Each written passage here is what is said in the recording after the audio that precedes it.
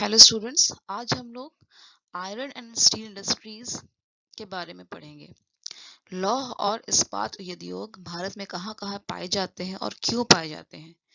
जो locational factors हैं वो पढ़ेंगे, यानी कि the location of iron and steel industries in India and what are the factors, उसके कारक क्या हैं जो आयरन और स्टील इंडस्ट्री उन जगह पे लोकेटेड हैं या पाए जाते हैं।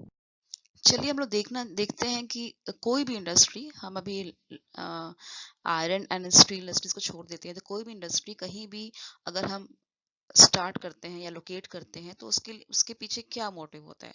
तो सबसे पहले मोटिव ये होना चाहिए कि हम लोग का जो कॉस्ट ऑफ प्रोडक्शन है वो मिनिमाइज हो सके या बिल्कुल कम हो सके, और जो फिनिश्ड प्रोडक्ट निकले, जो बन के सामान तैयार हो रहा है, वो लोगों पे मार्केट में आसानी से पहुंचे और उसकी भी कॉस्ट कम हो, ताकि लोगों में उसकी अपील ज्यादा हो। तो ठीक है, तो कोई भी इंडस्ट्री को लोकेट करने के लिए बहुत सारे फैक्टर्स, बहुत सारे कारक उसको इन्फ्लुएंस करते हैं, उसको प्रभावित करते हैं। जैसे कि एक्सेस टू रॉ मटेरियल। अब जैसे हम कोई भी इंडस्ट्री लगाने के लिए हमें एक रॉ मटेरियल चाहिए, कच्चा सामान चाहिए उसमें, ठीक है, और आपको कैपिटल चाहिए, पैसे चाहिए, है ना।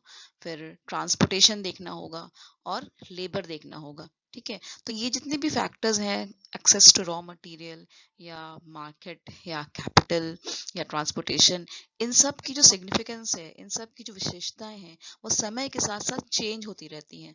कभी मान लीजिए हमने एक इंडस्ट्री लगाई, उस टाइम रॉ मटेरियल के नज़दीक होना हमारी सबसे बड़ी ज़रूरत थी, तो हमने इस इंडस्ट्री को उस कच्चे सामान के साथ, कच्चे माल के साथ हमने इंडस्ट्री लगा दी जो उससे नज़दीक पड़ता। लेकिन समय के साथ साथ क्या हुआ कि हो सकता है रॉ मटेरियल की वो इम्पोर्टेंस ख़त्म हो गई, या फिर जहाँ पे हमने इंडस्ट्री लगाई थी वहाँ पे जो कच्चा माल है या रॉ मटेरियल है वो अब धीरे धीरे कम होता जा रहा है। तो क्या है कि ये सब जो कारक हैं, जो फैक्टर्स हैं, वो समय के साथ साथ इनकी सिग्निफिकेंस, इनकी विशेषताएं कम या ज्यादा होती हैं, ठीक है। तो हम कोई भी इंडस्ट्री लगाने से पहले हम बहुत ज्यादा मार्केट रिसर्च करना पड़ता है, ताकि हमें बाद में ज्यादा नुकसान ना हो, ठीक है।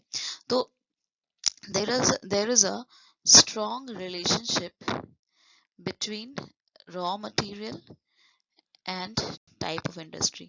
ज्यादातर हम देखेंगे जो इंडस्ट्री है वो रॉ मटेरियल्स को ज्यादा इंपॉर्टेंस देती हैं, ठीक है। जैसे जो इंडस्ट्री, स्पेशली वो इंडस्ट्रीज जिसमें जो रॉ मटेरियल्स लगता है वो बहुत भारी होते हैं, मतलब हैवी रॉ मटेरियल्स। जैसे हम एग्जांपल अगर लेंगे लौह इस्पात का या आयरन एंड स्टील इंडस्ट्री का, तो उसमें जो रॉ मटेरियल्स जाता है वो आयरन ओर जाता है ना, खनिज, लोहे का खनिज जाता है।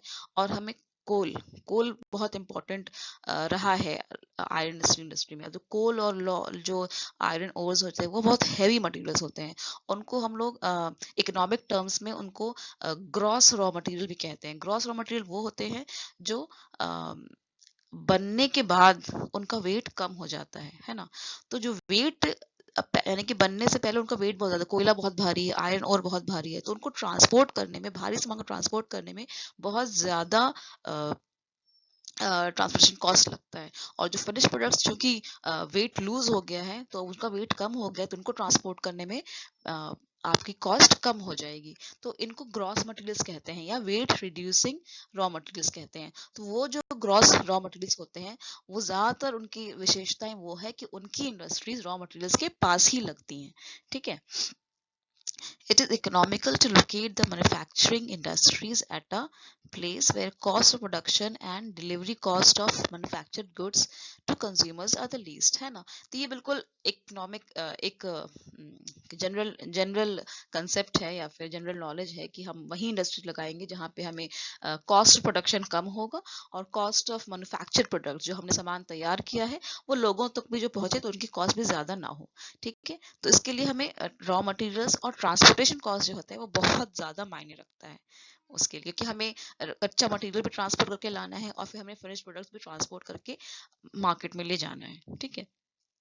अब early location of iron and steel industries, जो लोकेशन के जो पहले कारक थे आयरन और स्टील इंडस्ट्रीज के, were largely determined by the location of raw materials and distribution cost of finished products to the consumer. तो ये दोनों चीजें बहुत फैक्टर इंपॉर्टेंट थी, रॉ मटेरियल्स का लोकेशन और फिनिश प्रोडक्ट्स को ले जाने के लिए डिस्ट्रीब्यूशन कॉस्ट. ठीक है, तो broadly speaking the major factors were distance from raw material and distance from the market. तो पहला फैक्टर था रॉ मटेरियल का डिस्टेंस और डिस्टेंस फ्रॉम द मार्केट. ठीक है, तो इन iron and steel industries are the heavy industries. Iron और लौह इस्पात उद्योग को हेवी इंडस्ट्रीज भी कहा जाता है. क्यों? क्योंकि उसमें weight losing raw materials use होते हैं. ठीक है, इसमें जो रॉ मटेरियल्स होते हैं वो फिनिश प्रोडक्ट्स बनने के बाद उनका वेट कम हो जाता है. इसका मतलब क्या हुआ? रॉ मटेरियल्स हमारे ज्यादा भारी हैं, फिनिश प्रोडक्ट्स हमारे कम भारी हैं. ठीक है, तो इनके फैक्टर्स देख लेते हैं. फर्स्ट क्या है? At the source of iron ore. ठीक है, पहला फैक्टर लोकेशन में क्या है कि आयरन ओर के नजदीक जहां पे हमें लौह की खनिज ज्यादा मिल रही है हम वहां लोकेट करेंगे. उसके बाद दूसरा सोर्स क्या है? फ्यूल का, क्योंकि लोहा स्टील बनाने में हमें बहुत सारा फ्यूल की जरूरत होती है. तो पहले ज्यादातर कोयला यूज होता था और अब धीरे धीरे हम लोग हाइडल पावर भी यूज कर रहे हैं या न्यूक्लियर पावर भी यूज कर रहे हैं. लेकिन ट्रेडिशनली पहले जमाने में कोयला का बहुत इंपॉर्टेंस था. तो हम eight the source of fuel, fuel कहाँ है वहां पे हम देखते थे, वहां पे हम ट्राई करते थे लोकेट करना अपनी आयरन और स्टील इंडस्ट्री को. फिर क्या थर्ड पॉइंट है? एट और नियर द मार्केट. फिर at the point between market, raw material and fuel source. अब ये मेन चीजें आपकी ये तीनों हैं. ठीक है, उसके बाद तो फिर आप लोग प्ले करना है कि लीस्ट देखना है कि इन तीनों का कहाँ पे सही पॉइंट बैठ रहा है, मार्केट का, रॉ मटेरियल का, फ्यूल सोर्स का. और या फिर ऐसी जगह पे जहाँ पे कोल भी हो, आयरन ओर भी हो, मार्केट भी हो, जो तीनों जगह एक साथ कोइंसाइड कर रही हो. तो ये सब रेयर फिनोमिना है. ठीक है, चलिए. ओके, तो हमने फैक्टर्स जान लिए कि आयरन और स्टील इंडस्ट्री या लौह इस्पात उद्योग को लोकेट करने के लिए क्या कारक हो सकते हैं. ये एक मैप शो कर रहा है इंडिया का, जहाँ पे मेजर स्टील इंडस्ट्रीज को लोकेट किया गया. देखिए, है ना, ये मेजर स्टील इंडस्ट्रीज इंडिया के लोकेट किए गए हैं. तो आप देखेंगे ये मैप में कि टोटली ईस्टर्न साइड में ज्यादा इंडस्ट्रीज लोकेटेड हैं. ठीक है, तो इसके क्या कारण हो सकते हैं? देखिए, most of the steel plants in India are located in Jharkhand, West Bengal, Orissa and Madhya Pradesh. ज्यादातर जो लौह और इस्पात उद्योग हैं वो झारखंड, पश्चिम बंगाल, उड़ीसा और मध्य प्रदेश में लोकेट किए जाते हैं. क्यों? क्योंकि इन सभी स्टेट्स में आयरन ओर ज्यादा पाए जाते हैं और कोयला यहाँ पे बहुत अच्छी क्वालिटी के पाए जाते हैं. ठीक है, तो हमारे दो रॉ मटेरियल्स हमें यहीं पे मिलते हैं, इसलिए इकोनॉमिकल है कि हम अपना आयरन स्टील इंडस्ट्री यहाँ पे लोकेट करें. ठीक है, the other raw materials needed for making iron steel are manganese, limestone, dolomite, chromite, silica, scrap iron. अब इन दोनों मेजर रॉ मटेरियल्स के बाद में जो रॉ मटेरियल्स यूज होता है, कच्चा सामान जो यूज होता है वो क्या है? मैंगनीज है, लाइमस्टोन है, डोलोमाइट है, क्रोमाइट है, सिलिका है, स्क्रैप आयरन है. ठीक है, तो ये सब जो चीजें हैं वो छोटे छोटी कम मात्रा में यूज होती हैं, कम मात्रा में हम उसको यूज इस्तेमाल करते हैं. तो इसको हम आराम से दूसरी जगह से ट्रांसपोर्ट कर सकते हैं. ठीक है, उसके बाद क्या है? The high grade hematite and magnetite ores are available from mines in Jharkhand, Bihar, Orissa, Madhya Pradesh, Karnataka and Chhattisgarh. अब जो आयरन ओर की ना बहुत सारी क्वालिटीज होती हैं. जो सबसे अच्छी क्वालिटी आयरन ओर की होती है उसको हेमाटाइट कहते हैं. ये देखिए है हेमाटाइट और ये है मैग्नेटाइट. तो ये दोनों सबसे बेस्ट क्वालिटी के जो आयरन ओर होते हैं वो मेनली कहाँ पाए जाते हैं? झारखंड में, बिहार में, उड़ीसा में, मध्य प्रदेश में, छत्तीसगढ़ एंड कर्नाटका. ओके, उसके बाद coking coal for fuel is supplied by the mines in Jharia, Raniganj, Bokaro, Giridih and Korba. अब ये सारे जगह जो है वो झारखंड में है. तो सबसे बेस्ट क्वालिटी का जो कोकिंग कोल है, कोरबा को छोड़ के, Korba is in Chhattisgarh I think. तो ये सब जो है वो झारखंड में बेस्ट क्वालिटी के कोल पाया जाता है. फिर the flux grade limestone can be had from Sundargarh, Ranchi, Durg, Satna and Shimoga, Karnataka. अब स्टील बनाने में हमें लाइमस्टोन की भी जरूरत होती है वॉशिंग प्रोसेस में आई थिंक. तो उसको वो भी कहाँ पे मिलता है? उड़ीसा में, झारखंड में, छत्तीसगढ़ में, मध्य प्रदेश में. तो ये जो स्टेट्स हैं बेसिकली झारखंड, पश्चिम बंगाल, उड़ीसा, मध्य प्रदेश, ये सब बेसिकली वो स्टेट्स हैं जहाँ पे most of the raw materials coincide करते हैं, मतलब एक जगह पाए जाते हैं। कोयला है, आयरन ओर है, लाइमस्टोन मिल रहा है आपको, अच्छी क्वालिटी का आयरन ओर मिल रहा है। तो बट नेचुरल है कि ज्यादातर इस्पात उद्योग जो है वो इन जगह पे लोकेटेड है, ठीक है। तो since the raw materials used in this industry are heavy, मैंने पहले कहा था ये रॉ मटेरियल्स जो है वो वेट लूजिंग रॉ मटेरियल्स है, मतलब वेट रॉ मटेरियल्स का जो वेट है वो ज्यादा होता है फिनिश प्रोडक्ट्स के मुकाबले। तो इन स्टील प्लांट्स जो है वो प्रॉक्सिमिटी में लोकेट किए जाते हैं, मतलब रॉ मटेरियल्स के नजदीक लोकेट किए जाते हैं। तो ये तो थी ट्रेडिशनली जो बहुत पहले जो लॉ और इस्पात उद्योग जो लोकेट हुए थे उनके फैक्टर्स हैं। लेकिन क्या अब समय के साथ इन फैक्टर्स की विशेषताएं कम हुई हैं? क्या इनकी सिग्निफिकेंस कम हुई है रॉ मटेरियल से प्रॉक्सिमिटी की, या फिर क्लोज टू द मार्केट, इनकी विशेषताएं कम हुई है कि नहीं? तो हम थोड़ा सा एक नजर डाल लेते हैं कि आयरन ओर के पास जो रॉ मटेरियल्स हैं, लोग आयरन और based locations are not very rare phenomena. ज्यादातर उद्योग जो है वो इस देश में ही नहीं, ज्यादातर मतलब ऑल ओवर द वर्ल्ड ज्यादातर उद्योग जो है वो आयरन और के पास ही कारखाना लगाते हैं या प्लांट लगाते हैं, ठीक है। इंडिया में एग्जांपल क्या है? भद्रावती और विशाखापट्टनम इन इंडिया, ठीक है। तो ये जो हमारा जो इस्पात उद्योग है भद्रावती में और विशाखापट्टनम में जो है वो आयरन ओर के नजदीक है। उसके बाद कोल बेस्ड प्लांट, मतलब वो प्लांट स्टील प्लांट्स जो कोयले के नजदीक है, एक टाइम में सबसे ज्यादा अच्छा लोकेशन माना जाता था, ठीक है, क्योंकि हमारे पास फ्यूल का और कोई सोर्स नहीं था। हाइड्रो पावर या न्यूक्लियर पावर तो रिसेंट फिनोमेना है, वो हाल में ही उनका डेवलपमेंट हुआ है। तो सबसे पहले सबसे ज्यादा कोल के पास नजदीकी बहुत ज्यादा इम्पोर्टेंट मायने रखती थी, ठीक है। तो due to high amount of weight loss during process, early steel plants वे मोस्टली कोल बेस्ड, ठीक है। तो ज्यादातर जो स्टील प्लांट्स जो पहले जमाने के थे वो कोयले के नजदीक थे। उसका एग्जाम्पल क्या है उसका? बोकारो, दुर्गापुर, जमशेदपुर, है ना। Transportation, location near coastal regions reduces the cost of transporting raw material, ठीक है।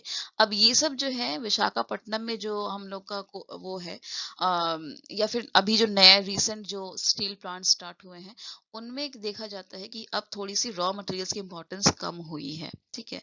तो विशाखापट्टनम जो है वो हमारा जो है ईस्टर्न कोस्ट पे लोकेटेड है इंडिया के। तो वो नजदीक है पोर्ट के, मतलब समंदर के पास है। तो उससे क्या होता है, अगर हम रॉ मटेरियल्स इंपोर्ट कर रहे हैं, दूसरे देश से मंगवा रहे हैं, तो हमारा उसमें ट्रांसपोर्टेशन कॉस्ट कम हो जाएगा, है ना। इसलिए वो समंदर के नजदीक ही पोर्ट के पास ही एक प्लांट बना हुआ है, ताकि हम रॉ मटेरियल आसानी से आयात कर सके दूसरे देशों से, ठीक है। अब क्या है? Modern technology. पहले जो इंडस्ट्री यूज होती थी तो जाहिर बात है जो मशीनरीज थी या प्रोसेस था वो थोड़ा आउटडेटेड रहा होगा। लेकिन अब चूंकि इतना डेवलपमेंट हो गया है टेक्नोलॉजी का, तो अब जो मशीनरीज जो आ गई हैं वो बहुत ही हाई क्वालिटी की हैं या बहुत ही इफिशिएंट हैं। जैसे कि अब क्या है, इलेक्ट्रिक स्मेल्टर्स आ गए हैं। इलेक्ट्रिक स्मेल्टर्स में क्या होगा, हमें कोल की अब जरूरत नहीं पड़ेगी। फिर ओपन हर्थ सिस्टम एक प्रोसेस है स्टील बनाने का, तो इसमें क्या है, have helped in shifting of steel industries away from coal and iron ore reserves by making efficient use of scrap metal, ठीक है। तो ये दोनों जो मॉडर्न टेक्नोलॉजी, इलेक्ट्रिक स्मेल्टर्स और ओपन हार्ट सिस्टम, इन्होंने मदद की है स्टील इंडस्ट्रीज को कोल के पास से हटाने की। मतलब अब स्टील इंडस्ट्रीज को कोयले के पास होने की जरूरत नहीं है, क्योंकि हम इलेक्ट्रिसिटी से यूज कर सकते हैं मशीनरी, जिससे हम स्टील बना सकते हैं। और क्या है, सेकंड क्या चीज है, स्क्रैप मेटल। अब जो है ना, ये स्क्रैप मेटल क्या होता है, ये क्या कहते हैं इसको, वेस्ट जो मेटल निकलता है, जो बड़े बड़े इंडस्ट्रीज जो यूज करते हैं स्टील बनाते हैं, तो वेस्ट प्रोडक्ट भी बहुत निकलता है, तो उसको स्क्रैप मेटल कहते हैं। तो अब बहुत सारी इंडस्ट्रीज जो ऐसी हो गई हैं जो ये स्क्रैप मेटल को ही यूज करके स्टील बनाती हैं। इससे क्या होता है कि आपको आयरन ओर की जरूरत नहीं है अब, है ना, क्योंकि आप एक तरह से आप एक वेस्ट प्रोडक्ट किसी इंडस्ट्री का लेके आप उसको अच्छा अपना एक स्टील बना रहे हैं, आप एक अच्छा वो कर रहे हैं। तो क्या हो रहा है, रिसाइकलिंग हो रहा है और एक आप एफिशिएंट यूज कर रहे हैं, है ना। तो अब क्या है कि अब एनर्जी रिक्वायरमेंट भी कम हो गई है। एग्जाम्पल क्या है इसका, भूषण स्टील प्लांट है गाजियाबाद में। ये जो गाजियाबाद है दिल्ली के पास है, समझिए इसका तो ना कोयले के नजदीक है, ना आयरन ओर के नजदीक है, ना ही पोर्ट के पास है। ट्रांसपोर्टेशन क्या क्या है। तो ये एक एग्जांपल है जो मॉडर्न स्टील प्लांट अभी जो हाल फिलहाल में लोकेट हुआ है, जिसमें आप मॉडर्न टेक्नोलॉजी यूज कर रहे हैं, आप स्क्रैप मेटल यूज कर रहे हैं और आप स्टील बना रहे हैं। तो इससे क्या होता है कि आपके तीनों जो फैक्टर्स हैं आपको कि ट्रांसपोर्टेशन के नजदीक होना है, या फिर आपको आयरन ओर के नजदीक होना है, या कोल के नजदीक होना है, ये तीनों को इसने नल कर दिया है कि आप इन तीनों की हमें जरूरत नहीं है, because I am using modern technology. ठीक है। एक क्या होता है इंडस्ट्रियल इनर्शिया। अब इंडस्ट्रियल इनर्शिया क्या कैसे समझ लीजिए, मतलब कि मान लीजिए पहले जमाने में एक इंडस्ट्री लगाई, तो अब क्या होता है कि वो इंडस्ट्री चूंकि बहुत अच्छा चल गया, तो लोगों का एक टेंडेंसी होता है कि हम फिर इंडस्ट्रीज वहीं लगाएं। तो एक इंडस्ट्रियल इनर्शिया बन जाता है। इनर्शिया मतलब एक स्टे स्टे लग जाता है कि अब हमें वहीं बनाना है। लोग दूसरी जगह नहीं बनाना चाहते हैं, क्योंकि वहां पे उनको पता है कि उस जगह पे डेवलपमेंट हो रहा है। चाहे वहां पे अब सब सारे डिसएडवांटेजेस आ गए हैं, या फिर रॉ मटेरियल्स खत्म हो गया है, या कोल आपको नहीं मिल रहा है, बट स्टिल एक इनर्शिया है जिसे लोग तोड़ नहीं पाते हैं, क्योंकि उनको लगता है कि हम यही इंडस्ट्रीज लगाएंगे, क्योंकि यहाँ पे पहले से इंडस्ट्रीज लगी हुई हैं। उससे दो तीन फायदे हैं। एक क्या होता है कि हमने पहले पढ़ाया था एग्लोमरेशन ऑफ इकोनॉमीज, मतलब कि पहले इंडस्ट्री जो लगी हुई है, तो हम वहाँ पे एक और इंडस्ट्री लगाते हैं, तो क्या होता है आपस में हेल्प भी होता है। हम मशीनरी का आदान प्रदान कर सकते हैं, या फिर किसी इंडस्ट्री का जो रॉ वेस्ट प्रोडक्ट है वो मेरी इंडस्ट्री का रॉ मटेरियल बन जाता है। तो इंडस्ट्रीज जो होता है वो tend to be located together. बहुत सी इंडस्ट्रीज ऐसी होती हैं जो पास पास रहने से ही उनको फायदा होता है। ठीक है। Now, एक और फैक्टर क्या है, डेवलपमेंट पॉलिसीज ऑफ गवर्नमेंट। ठीक है। अब इंडस्ट्री लगाने का कोल के पास बनाए या आयरन ओर के पास बनाओ, लेकिन एक और फैक्टर क्या है कि गवर्नमेंट मान लीजिए वो चाहती है किसी भी बैकवर्ड रीजन को डेवलप करने के लिए, तो फिर क्या करती है वहां पे उसको एम्प्लॉयमेंट जनरेट करना होता है, या फिर उस एरिया को डेवलप करने के लिए वो कुछ और सोचती है। तो वो क्या करती है कि वो एक प्लान बनाती है कि चलिए हम यहाँ पे एक iron and steel industry locate करते हैं। ठीक है। तो उसके बाद वो एरिया, अब चूंकि इंडस्ट्री जब लग जाती है, तो फिर लोग वहां पे काम करने लगते हैं। फिर लोग वहां पे काम करने से क्या होता है, वहाँ पॉपुलेशन बढ़ती है, फिर मार्केट बढ़ने लगता है, फिर लोग वहां पे इन्वेस्टमेंट करते हैं, तो एरिया धीरे धीरे डेवलप हो जाती है। इसके एग्जाम्पल क्या है, जो हमारे भिलाई में स्टील प्लांट है और सैलम में जो स्टील प्लांट है, वो गवर्नमेंट पॉलिसीज के तहत ही बनाए गए थे। आई होप आप लोग को यहाँ तक क्लियर हो गया होगा कि कौन कौन से फैक्टर्स हैं, कौन कौन से कारक हैं जो लॉ और इस्पात उद्योग को एक जगह लोकलाइज करने में मदद करते हैं, इन्फ्लुएंस करते हैं। ओके, छोटा सा टेबल दिया हुआ है। There are more than 50 iron and steel industries in India, और ये नीचे मेजर स्टील इंडस्ट्रीज दिए हुए हैं, जैसे जिंदल स्टील पावर छत्तीसगढ़ में, उड़ीसा में, फिर टाटा स्टील जो है झारखंड में है, उड़ीसा में है, फिर Visvesvaraya iron steel plant Karnataka में है, फिर दुर्गापुर स्टील प्लांट वेस्ट बंगाल में है, फिर भिलाई में झारखंड में, महाराष्ट्र में इसको है, आसनसोल वेस्ट बंगाल में, राउरकेला स्टील प्लांट उड़ीसा में, फिर सैलम स्टील प्लांट तमिलनाडु में, अलॉय स्टील प्लांट दुर्गापुर में, फिर वाइजैक स्टील जो विशाखापट्टनम में है, फिर एसआर स्टील इंडिया लिमिटेड जो हाजिरा हाजिरा गुजरात में है, फिर जेएसडब्ल्यू स्टील है जो हॉस्पिट कर्नाटका में, महाराष्ट्र में, और धर्मतार में है। ठीक है। ये मेजर स्टील प्लांट जो इंडिया के वो है।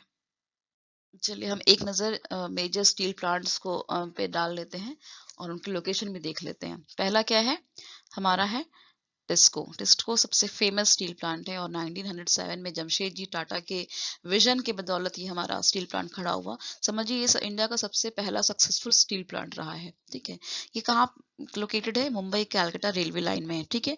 पहला फैक्टर क्या है इसका इंपॉर्टेंट, कि इसने ट्रांसपोर्टेशन लाइन को देख रखा है, के नजदीक है। उसके बाद रिवर्स सुवर्णरेखा और खरकई पानी प्रोवाइड करते हैं इस प्लांट को। ठीक है। उसके बाद आयरन और कहाँ से, नौमुंडी और बादाम पहाड़ जो है वो उड़ीसा के जो माइंस है वहां से उसको मिल जाता है, और कोल जो है झरिया और वेस्ट बंगाल में मिलता है। तो टिस्को जो है वो जमशेदपुर में है, और नजदीकी में क्या है, इसके रॉ मटेरियल्स नजदीक है उसके, और पानी भी मौजूद है पास में, और उसके बाद ये मुंबई कोलकाता रेलवे लाइन के करीब में है। फिर सेकेंड स्टील प्लांट क्या है, इसको जो है बंगाल में है। ठीक है। हीरापुर और कुल्टी में। बंगाल भी तो मतलब झारखंड से कोल मिल रहा है, उड़ीसा से आयरन ओर मिल रहा है, पानी के लिए बराकर नदी है। ठीक है। ओके। खैर इसको अब गवर्नमेंट ले रहे हैं, पहले ये प्राइवेट कंपनी थी शायद, आई थिंक बंगाल की थी। ओके, नाउ थर्ड है Visvesvaraya iron steel works limited. ये कहाँ पे है? ये है साउथ में, ठीक है। इनिशियली कॉल्ड इसको पहले मैसूर आयरन स्टील वर्क्स कहा जाता था। केमनगुंडी पहाड़ पे लोकेटेड है, ठीक है, इसमें के पास लोकेटेड है, जहाँ पे से इसको आयरन ओर मिलता था, ठीक है। लाइमस्टोन और मैंगनीज भी वहां पे अवेलेबल था, बस इस जगह पे कोल नहीं था, ठीक है। तो पहले क्या करते थे ये लोग, चारकोल यूज करते थे। चारकोल कैसे होता है, लकड़ी को जला के जो बनता है ना, उसको चारकोल कहते हैं, लकड़ी का कोयला जिसको कहते हैं। उसके बाद क्या हुआ, 1951 के बाद इन्होंने इलेक्ट्रिक फर्नेस इंस्टॉल किया, ठीक है। अब इस जो है हाइड्रोइलेक्ट्रिसिटी यूज करता था जॉग फॉल्स से। तो अब क्या है, इसमें कोल की जरूरत नहीं है इस इंडस्ट्री को, और इसके पास ये आयरन ओर और लाइमस्टोन मैंगनीज के नजदीक है, ठीक है। तो इसमें कोल का जो कोल बेस्ड जो प्लांट था वो विश्वेश्वरैया नहीं है, ठीक है। फिर ये राउरकेला स्टील प्लांट है। The plant was located on the basis of proximity raw materials. ये प्लांट भी जो है रॉ मटेरियल्स के नजदीक बनाया गया था। उड़ीसा में है, तो झारखंड से कोयला मिल रहा है, आयरन ओर मिल रहा है। उड़ीसा में खुद आयरन बहुत अच्छी क्वालिटी का पाया जाता है। उसके बाद फिर पानी, हीराकुड रिवर जो है वहां पे उसको पानी प्रोवाइड करता है। कोयल और शंख रिवर जो है वहां पे पानी प्रोवाइड करता है। हीराकुड डैम वहां बना हुआ है, ठीक है। उसके बाद भिलाई स्टील प्लांट जो है वो गवर्नमेंट की पॉलिसी के तहत बनाया गया था एमपी में, ओके। तो एमपी में भी कोल अच्छा खासा पाया जाता है, कोरबा में और कारगिली में, ठीक है। पानी के लिए टेंडुलाडम river, sorry, from Korba thermal power station, okay. तो थर्मल एनर्जी का यूज होता है यहाँ पे, बट स्टिल ये कोरबा में कोल माइंस भी हैं, okay. The bulk of steel produced goes to the Hindustan shipyard at Visakhapatnam. Visakhapatnam से इसका फिनिश प्रोडक्ट्स ट्रांसपोर्ट होता है। Then this is Durgapur steel plant, ये भी वेस्ट बंगाल में पाया जाता है। तो वेस्ट बंगाल में भी you are close to coal field, Raniganj और झरिया में कोल फील्ड है, कोल बेल्ट है। फिर आपको उड़ीसा से आयरन ओर मिल रहा है ना, और दामोदर वैली कॉर्पोरेशन से आपको वाटर सप्लाई हो रहा है। Then there is Bokaro steel plant, this is also in Jharkhand. So ये भी आपका रॉ मटेरियल बेस्ड प्लांट है, ठीक है। अब other steel plants which way setup in the fourth plan period away from the main raw materials, अब ठीक है। अब जो फोर्थ प्लान पीरियड के बाद जो स्टील इंडस्ट्री सेटअप की गई थी इंडिया में, जो लौह और इस्पात उद्योग इंडिया में लगाए गए थे, वो रॉ मटेरियल से दूर में लगाए गए थे। तो ये तीन जो प्लांट्स लगाए थे वो साउथ इंडिया में लगाए गए थे वहां के डेवलपमेंट करने के लिए।